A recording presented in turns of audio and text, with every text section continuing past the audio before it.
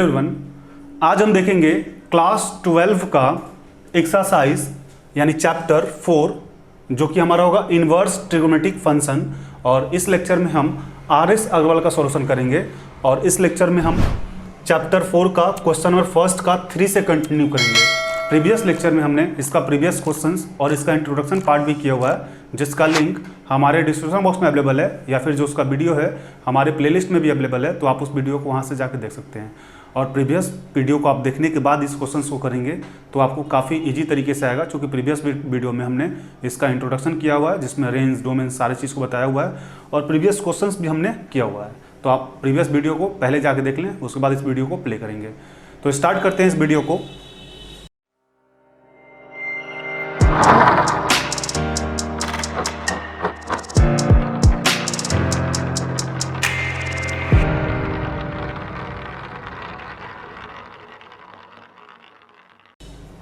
जो first number question है इसको बोला जा रहा है find the principal value of cos inverse 1/2। Principal value निकालना है तो हम करेंगे क्या, पहले लिखेंगे we know that the range of the principal value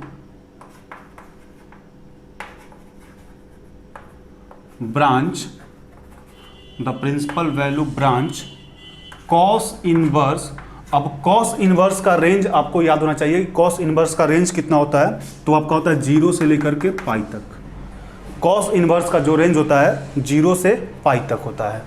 अब करेंगे क्या, लेट कर लेंगे, let x equal to cos inverse 1/2, x equal to cos inverse 1/2। अब इसको पहले ले लेते हैं, यानी cos inverse 1/2 equal to x। Cos inverse 1/2 equal to x, और कॉस इनवर्स को जब इस साइड भेजेंगे तब क्या हो जाएगा 1/2 इक्वल टू x कॉस, या ऐसे लिख लेते हैं कॉस x। इसको पहले लिख लेते हैं कॉस x इक्वल टू हो जाएगा 1/2। अब यहाँ पे मेरे पास कॉस x इक्वल टू आ गया 1/2, तो इसको हम लिख सकते हैं कॉस x इक्वल टू, अब 1/2 यानी कॉस में 1/2 किसका वैल्यू होता है, तो कॉस 1/2 इक्वल टू होता है 60 डिग्री, यानी कॉस 60 में जो वैल्यू होता है 1/2 होता है।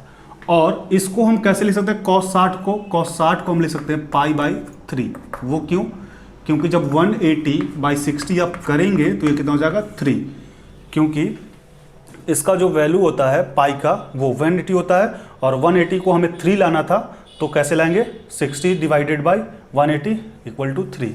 यानी इस 1/2 के जब हम क्या लिख सकते हैं, इसके जब हम लिख सकते हैं कॉस पाई/3। अब यहाँ से कॉस जो है हमारा कैंसिल हो जाएगा, यानी x इक्वल टू क्या हो जाएगा पाई/3। तब यहाँ पे लिखेंगे the principal value of cos inverse 1/2 equal to पाई/3। यही हमारा आंसर होगा। इस क्वेश्चन को फिर से हम एक बार रिपीट कर देते हैं। क्वेश्चन बोला जा रहा है कि हमें प्रिंसिपल वैल्यू निकालना है किसका, साइन इनवर्स 1/2 का।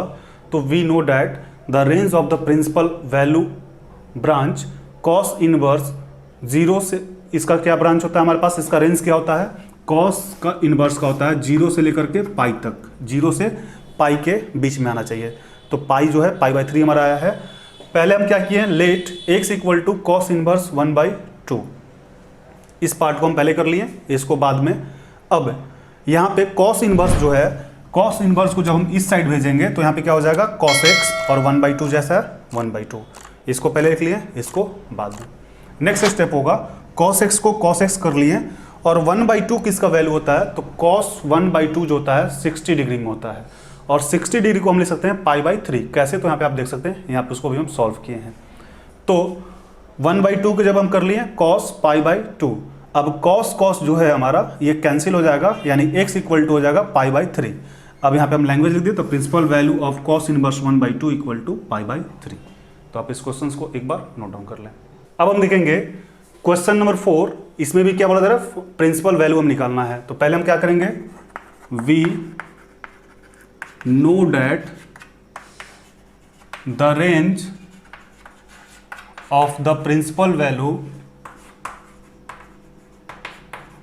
The principal value of branch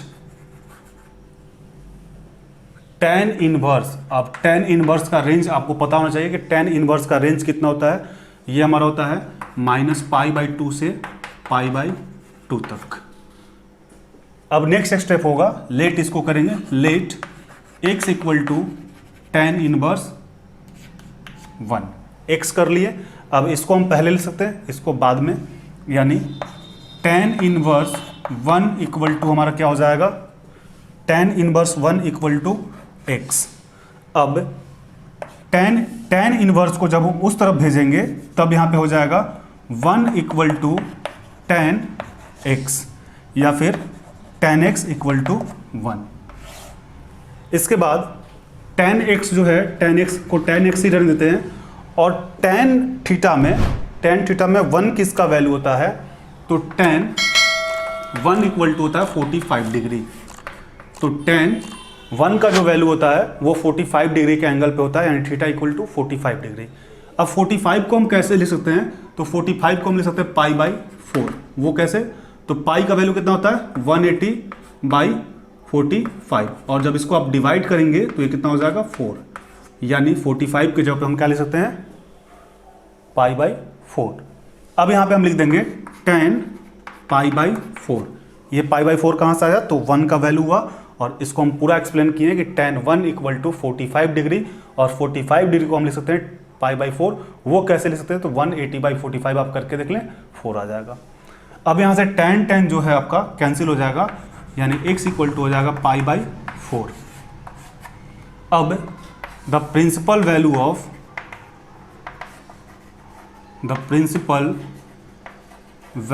of tan inverse 1 equal to π/4। इस तरीके से आपका जो है इसका प्रिंसिपल वैल्यू आ गया। तो एक बार फिर से हम रिपीट कर देते हैं, we know that the range of the principal value of branch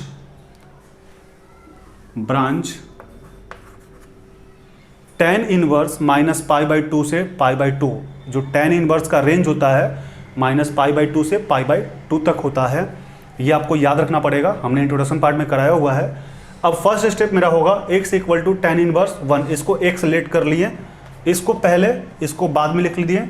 उसके बाद tan इनवर्स जो था इसको हम इक्वल उस तरफ भेजेंगे तो tan x हो जाएगा 1 का 1। अब इसको पहले, इसको बाद में लिख लिए। tan x जो था तो tan x लिख दिए। अब 1 के जगह पे हम क्या लिख सकते हैं, tan π/4। क्यों, क्योंकि tan 1 जो होता है 45 होता है, और 45 को हम लिख सकते हैं π/4। अब tan हमारा कैंसिल हो जाएगा, यानी x इक्वल टू π/4।